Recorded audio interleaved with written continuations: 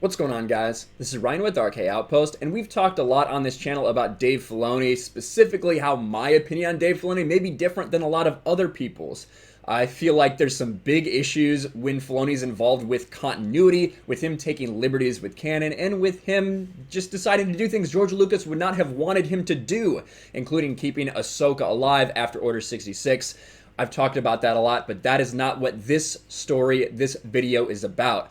This video is about something that Dave Filoni said during a brainstorming session for the Star Wars Sequel Trilogy, specifically how they were going to move on after Force Awakens with 8 and 9, and Leia's role in it. Now, would it change your opinion on Dave Filoni at all? I know I have a lot of people watching this channel that do really love Dave Filoni, but would it maybe make you think about it for a second if I told you that possibly Dave Filoni is the one that pitched that Leia should be the mentor role, or should be the one with the mentor role in the Star Wars Sequel Trilogy, not Luke Skywalker? Or if I told you that Dave Filoni was using terms like matriarchy and patriarchy and things like that in these brainstorming sessions, would it change your mind?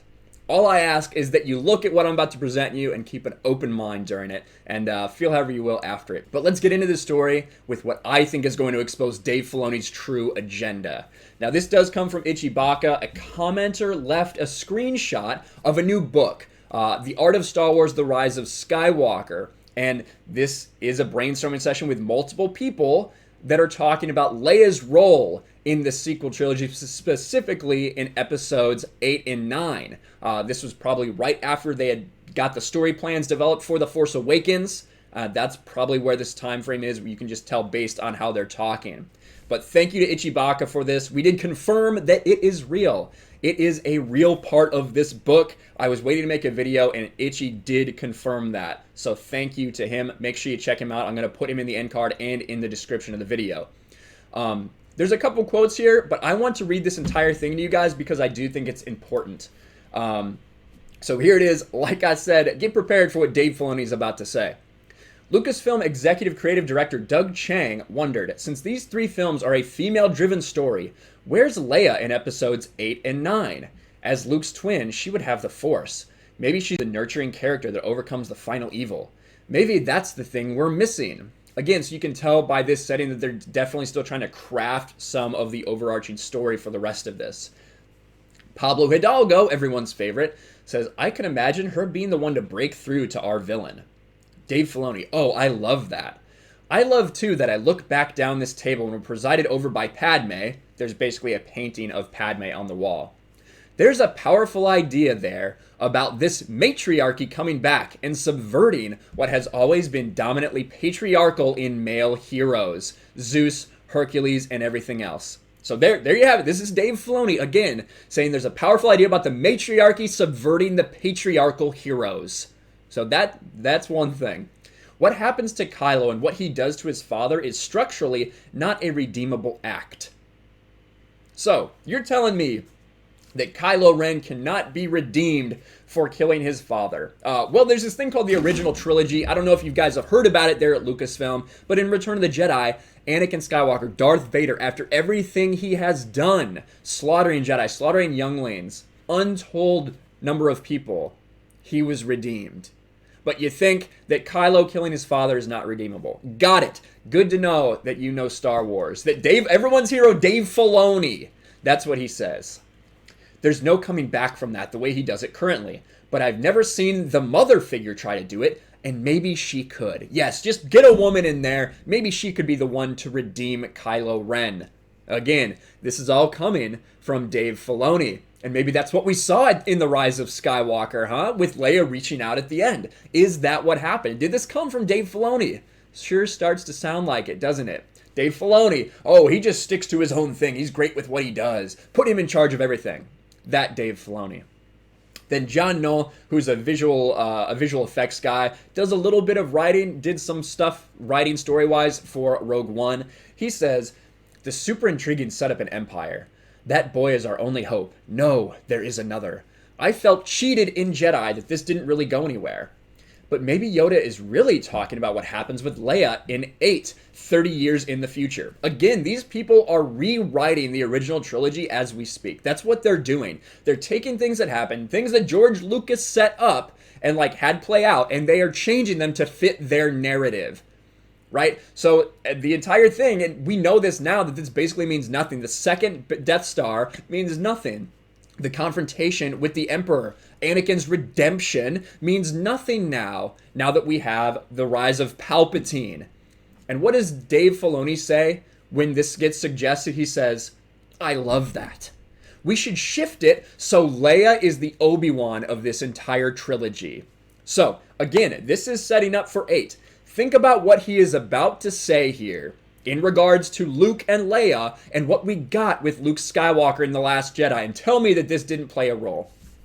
Dave Filoni, I love that. We should shift it so Leia is the Obi-Wan of this entire trilogy. I don't even think it hurts that she's not primarily the mentor figure in 7 because, like John had been saying, the audience expectation is so on Luke. And when that proves not to be true, it's way more powerful. It's dangerous because it makes it so about the women of Star Wars. Something to me says that's right.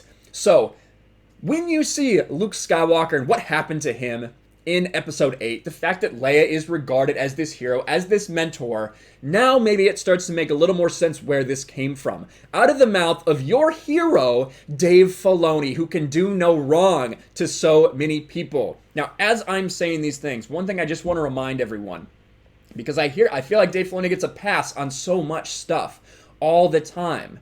When George Lucas decided to sell Star Wars and hand over Lucasfilm, who did he give the keys to? He handed them to Kathleen Kennedy. I think that everyone can see that that was a mistake at this point in time for so many reasons.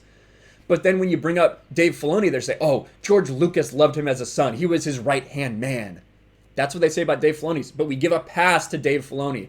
Just because George Lucas likes you doesn't mean you're best for the job. Let's just be clear about that. That has been proven with Kathleen Kennedy. I wish people would stop saying it about Dave Filoni. But Dave Filoni is not done. Let's see what else he has to say. There's something happening culturally. You look at birth, regeneration, the world itself needing healing. All of those things are emblematic of the mother character in myth. They're all matriarchal things. Mother Earth itself. Global warming is a hot topic. George was always so good at tapping into what's happening in culture, and he hits us with it. The idea that we have Leia, a mother character who needs healing in her own right, that's something we can get into in a deeper way.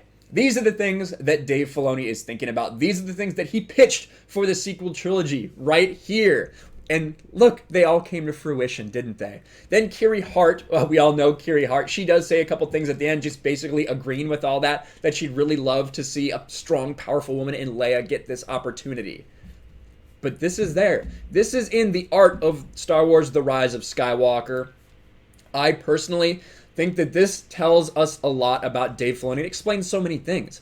It explains his obsession with Ahsoka Tano, the fact that he refuses to let this character die, the fact that against George Lucas's wishes, he kept her alive through Order 66.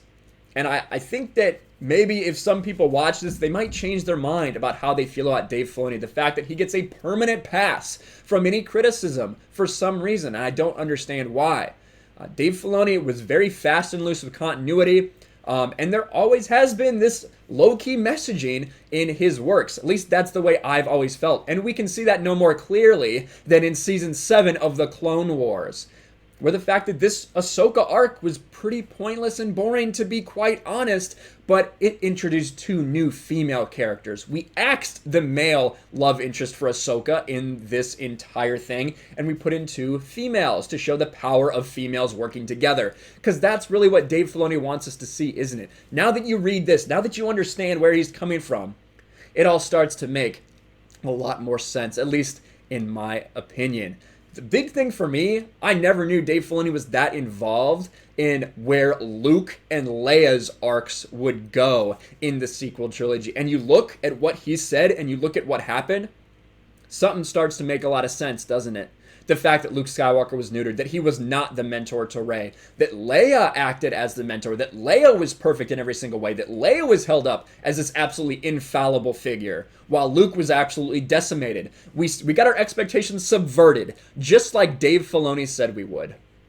But that's just my view on it. I'm really interested in looking forward on yours. I'll admit that my view is biased. I've never liked Dave Filoni. I've always been very skeptical of him. I've always complained about him. But I want to know how you feel about this, specifically if you're someone who does really like Dave Filoni and what he does and his work. If you're one of those people, does seeing this make you change your tune at all? I'm really interested to hear what you have to say. Let me know in the comments below. Smash a like button, subscribe to the channel, share this video out there. Let everybody see what Dave Filoni has been saying and how involved Dave Filoni was in the sequel trilogy. The infallible hero, the savior of Star Wars, Dave Filoni. And we'll talk to you guys later. Thanks for watching, everyone. And a huge shout out to my patrons. I appreciate you guys so much. Want to follow me on Twitter or Instagram? Check out the description below. You'll find links to my P.O. box and my Patreon as well. And I'll talk to you guys later.